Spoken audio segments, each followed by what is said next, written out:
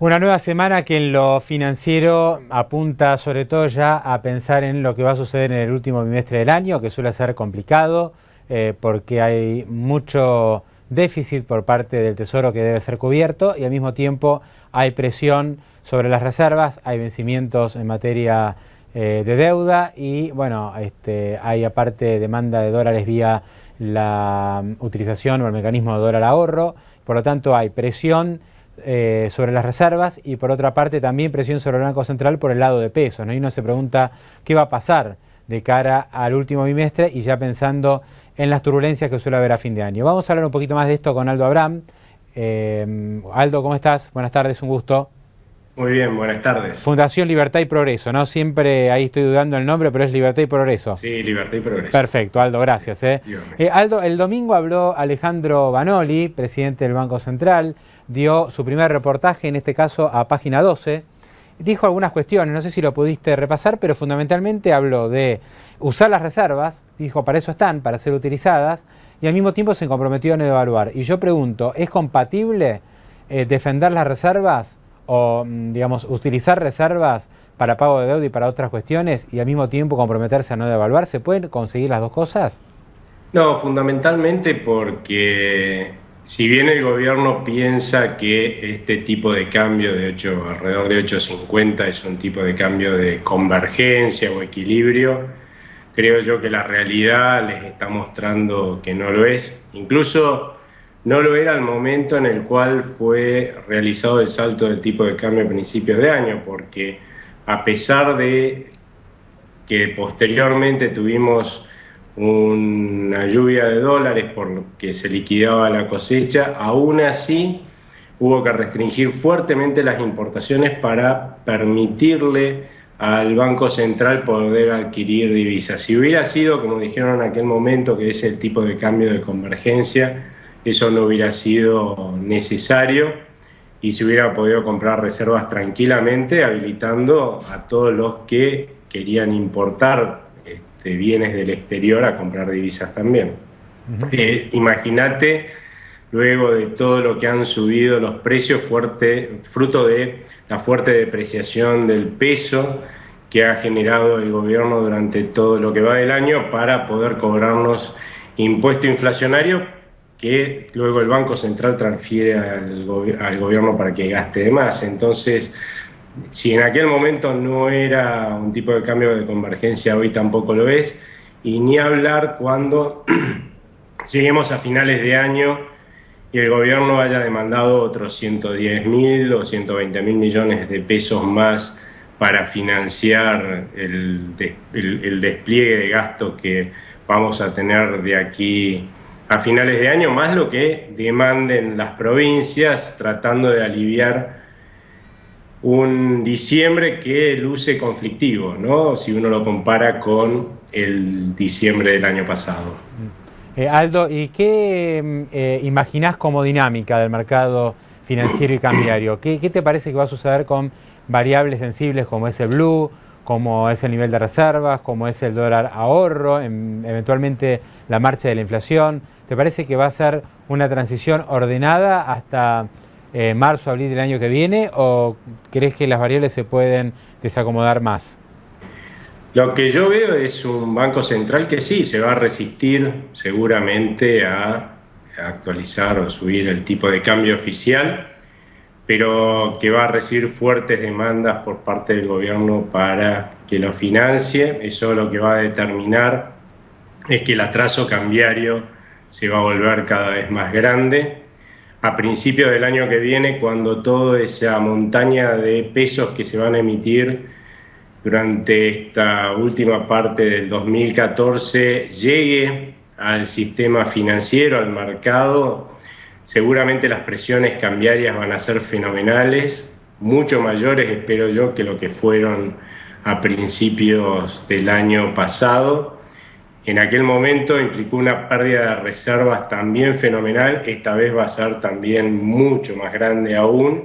Cuanto más se resista el Banco Central a entender que el tipo de cambio que estamos manejando hoy es incluso para el cepo, que es un tipo de cambio que no necesariamente tiene que reflejar el verdadero valor del peso, porque estamos hablando de un mercado oficial en el cual han quitado gran parte de la demanda de las empresas y casi toda la demanda de los particulares, con lo cual evidentemente el dólar tiene que ser algo más barato.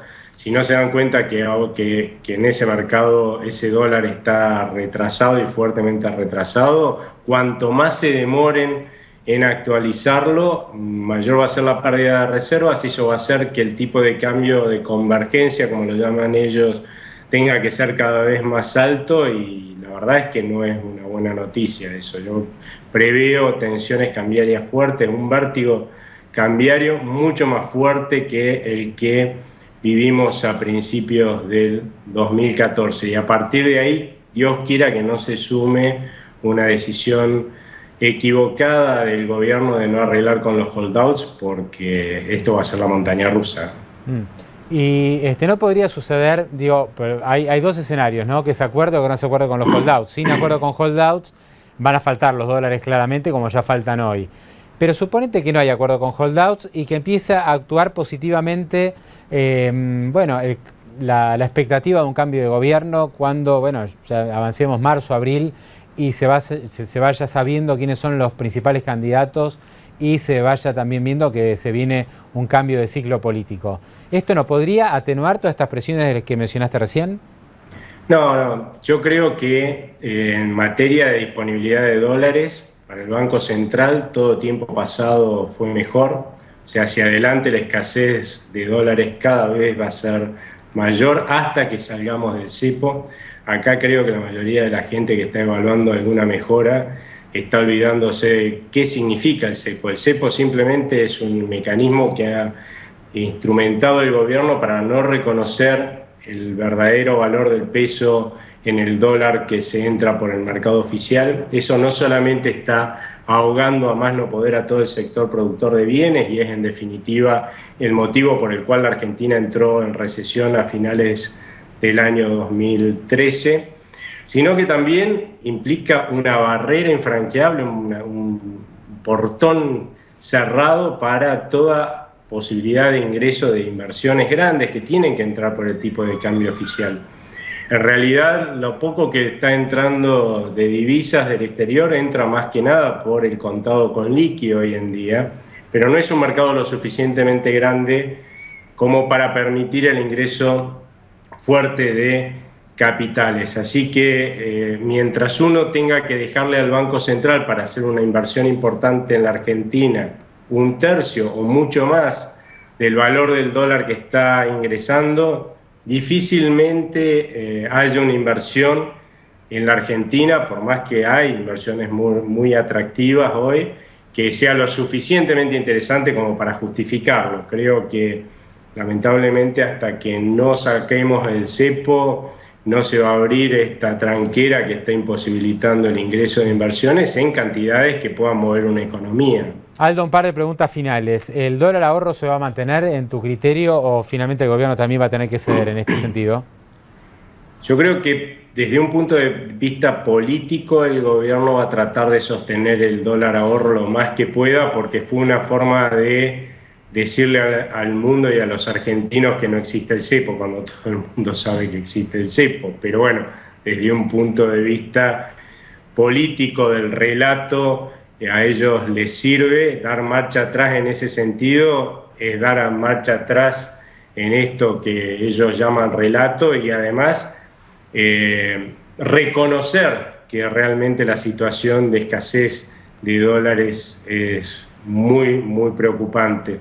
Así que yo creo que lo van a tratar de resistir lo más que se pueda, pero la verdad es que seguir perdiendo reservas a 300 millones de dólares o más por mes por sostener el dólar ahorro no parece razonable cuando hay muchísimos sectores productivos que hoy no tienen acceso a divisas para comprar insumos y que por lo tanto están teniendo que suspender su producción o incluso despedir gente. Por eso es que yo creo que además que esta situación sin una suba del tipo de cambio es insostenible, porque hay muchos sectores además que han perdido totalmente competitividad en el exterior.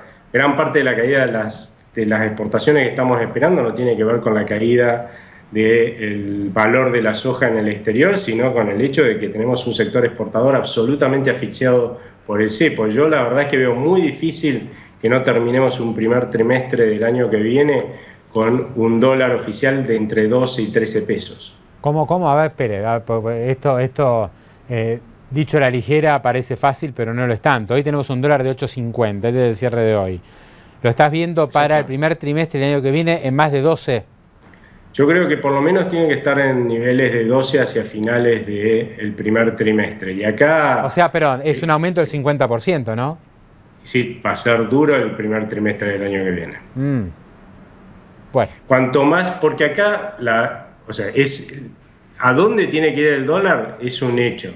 Ahora, cuanto más te resistís a llevarlo a ese nivel, obviamente, al actualizarlo cada vez menos al valor del dólar, al retrasarlo, la brecha con respecto a ese dólar es mayor. Si ellos hubieran continuado con la estrategia que se venía siguiendo durante el tercer trimestre, que parecía que iba a llevar al valor del dólar oficial cerca de 10 pesos o por lo menos alrededor de 9 pesos con 50, hubiéramos estado hablando de un porcentaje de suba del tipo de cambio oficial más o menos de lo que subió a principios de este año, ¿no? Pero si no llegamos con niveles de suba del tipo de cambio que ya a finales de año que nos acerquen a 9 pesos con 50, cada vez la brecha que va a haber que cubrir y que va a implicar el salto del tipo de cambio va a ser mayor. ¿El acuerdo con los fondos buitre, con los holdouts, podría suavizar un poco estas tendencias en el mercado cambiario, tanto la